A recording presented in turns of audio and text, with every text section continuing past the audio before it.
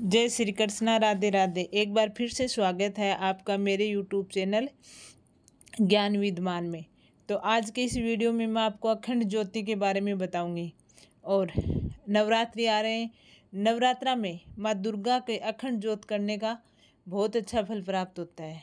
ऐसी मान्यता है कि हम 9 दिन अखंड ज्योत करते हैं तो हमारी सब कामनाएं पूर्ण हो जाती है और माँ दुर्गा बहुत प्रसन्न होती है और हमें भरपूर आशीर्वाद हम पे लुटाती है।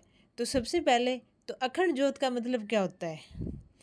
अखंड ज्योत का मतलब होता है जो खंडित ना हो। खंडित मतलब खंडित ही नहीं हो। जैसे आज की है तो 9 दिन तक वो चलती रहे, वो अखंड ज्योत होती है। अखंड ज्योत पित्तल का दीपक या मिट्टी का दीपक या मिट्टी का सकोरा ले सकते हैं।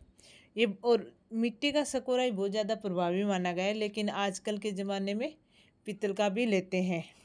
अखंड ज्योति को कभी भी सीधे ज़मीन पे नहीं रखना। ये कुछ नियम है। अगर हम अखंड ज्योत कर रहे हैं, माता दुर्गा के सामने अखंड ज्योत जला रहे हैं, तो हमें उस नियमों का पालन करना पड़ता है। अगर हम वो नियम नहीं पालन करें तो फिर अखंड ज्योत का कोई मतलब नहीं है। तो जब हम अखंड ज्योत करें तो उस ज्योत को सीधे हमें ज़मीन पर नहीं रखना चाहिए। उसके नीचे चावल या फिर गेहूँ रख के उसके ऊपर रखना चाहिए। ज़्यादातर तो क्या है कि गेहूँ ही रखें तो ज़्यादा शुभ माना जाता है, उसका ज़्यादा प्रभावी होता है गेहूँ रखना। लेकिन अगर गेहूँ नहीं है तो हम चावल रख सकते हैं, उसके ऊपर हम अखंड ज्योत को रख सकते हैं। याद रहे कि अखंड ज्योत का स्थान अग्नि कोण होना चाहिए और कलश का स्थान ईशान कोण होना चाहिए। ऐसे होता है कि जब हम पूर्व की तरफ मुंह करके बैठते हैं तो हमारे बाएं हाथ पर कलश होना चाहिए और दाएं हाथ पर अखंड ज्योत होनी चाहिए। दाएं और अखंड ज्योत के नीचे चावल या गेहूँ होने चाहिए। ऐसे नहीं कि सीधे ज़मीन पे रख दिया। अगर माँ दुर्गा की हमें आशीर्वाद पाना है, माँ दुर्गा की कृपा हमें पानी है, तो अखंड ज्योत जलाएं और अखंड ज्योत जला के पूजा करें, पूरे विधि विधान से करें, कलश की स्थापना करें, तो हमें भरपूर फल प्राप्त होता है। जब भी ज्योत जलाएं तो एक छोटी ज्योत जरूर जलाना चाहिए। और ऐसी मान्यता है कि जब हो सकता है बाई चांस कभी अखंड ज्योत बड़ी हो जाए तो जो छोटी ज्योत जलती रहे ना, तो उसको अशुभ नहीं माना जाता है। और अखंड ज्योत के लिए जो ज्योत होती है वो कलाओं की बनी होनी चाहिए।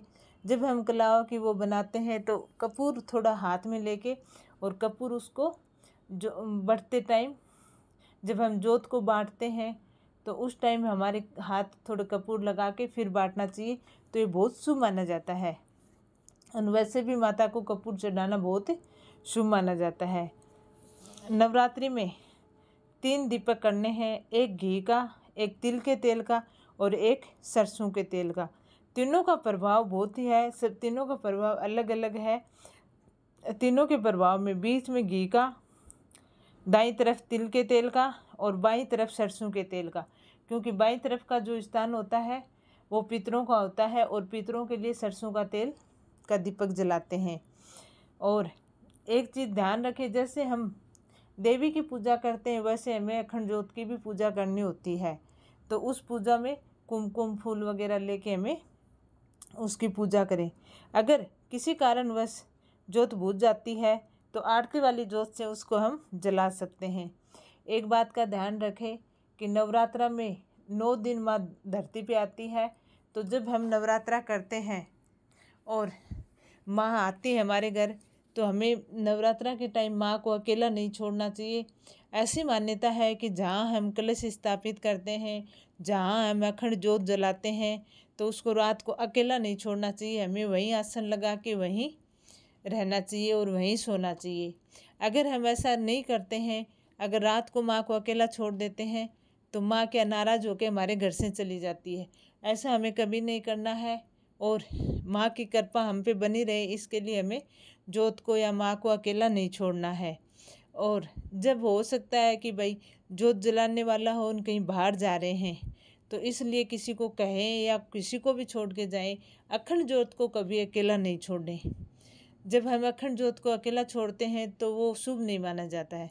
इसलिए किसी को भी, पड़ोस को, किसी को भी कह के जाओ, लेकिन अखंड ज्योत को कभी अकेला नहीं छोड़ें। तो ये कुछ चीज़ें हैं जो हमें अखंड ज्योत करते समय ध्यान रखने की बातें हैं, क्योंकि माता को प्रसन्न करने के लिए अखंड ज्योत का बहुत महत्व बताया जाता है। माँ दुर्गा के आगे अखंड ज्योत करना, रात्रि जुगो करना, ये सब चीज़ें माता को बहुत पसंद है। तो ये सब करना और माता की पूजा पूरे विधि विधान से करना, और माता को लाल चुनरी, लाल बिंदी, लाल रंग की चीज़ें अर्पित करना बहुत अच्छा माना जाता है। तो आपको ये वीडियो कैसे लगा कमेंट करके ज़रूर बताना, और माता रानी की कृपा आप पे बनी रहे, आपके पूरे परिवार पे बनी रहे। माता रानी की कृपा से हम सब सुख समृद्धि जीवन में यापन करें और माता का आशीर्वाद हमेशा बना रहे। तो इसके लिए मेरे चैनल को सब्सक्राइब करना, मेरे वीडियो को लाइक करना। माता रानी की कृपा से आपके जीवन में हर चीज़ भरपूर हो। जय श्री कृष्णा, राधे राधे, जय माता रानी।